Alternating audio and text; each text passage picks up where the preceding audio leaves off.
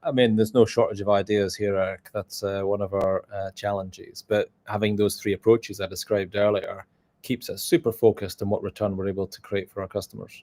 Yeah.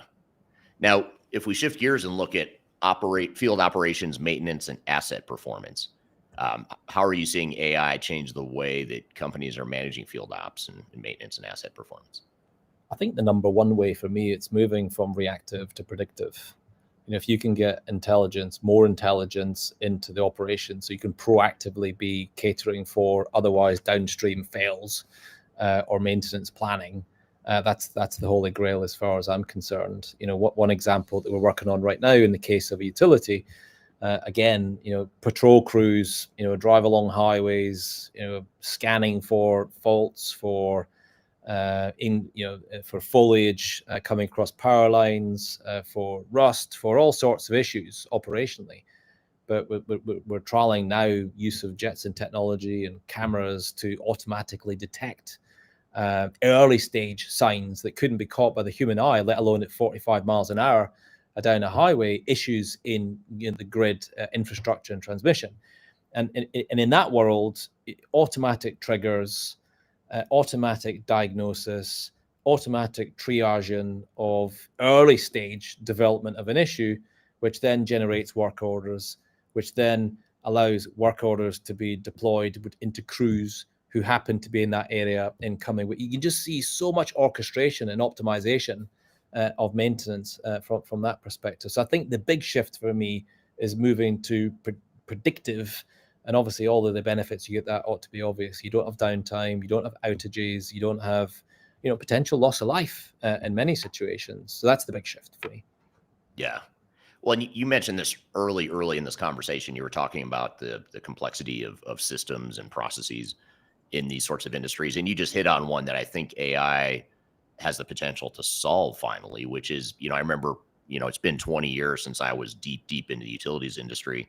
But I remember how complex it was trying to figure out how to get geospatial data from a GIS system to interact with your ERP system, which tracks the more traditional, call it the two-dimensional data, like inventory number, part numbers, and warehouse bin locations and things like that. Now, all of a sudden, it's not as simple as just which bin location in a warehouse does my part exist. Now it's where in the hell is it in the field, of all these, thousands of locations it could possibly be. And so being able to convert that geospatial data into meaning and tying it all together, I imagine that could be a huge game changer for utilities and other field service type organizations.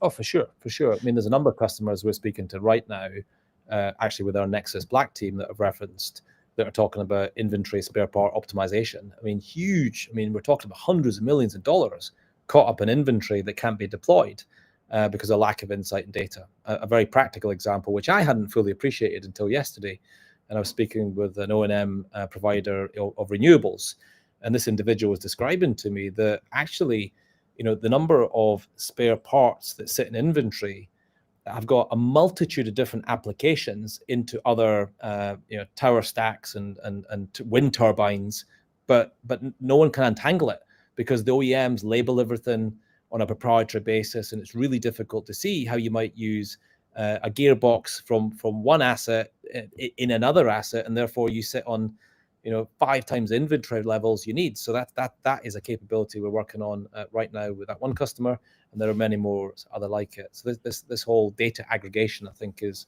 a huge area of opportunity for us. Yeah, we've tried. We tried middleware 20 or 30 years ago. We tried other integration tools, and we still use integration tools, obviously, as an industry. But now AI can help. It doesn't solve all the world's problems, but it does start to provide another way to tie together all these data sources. And I think one of the challenges, obviously, is we're moving from a deterministic world to a probabilistic world. And in a probabilistic world, you are entertaining less sequential, less sequenced step-by-step analysis. So you do introduce a degree of risk, and obviously that's been a challenge with large language models today, they're not operating with 99.999% reliability. So how do you get that same level of reliability when you put a probabilistic model to bear in the example perhaps I've just given? And the answer for me is with the availability of mass computational capacity, it has to be about running hundreds of different scenarios that allow you to drive up, the 90% reliabilities to something in the 5 nines. So that is a challenge, and that's something that is being overcome too. Right. And you talked about, the mission criticality of your client base and how in many cases it is life or death situation, or at the very least, it's critical to the economy. So you've got these mission critical operations. And then on one hand, that's what you've got on one hand. On the other hand, you've got innovation and leading edge technologies like we were talking about before.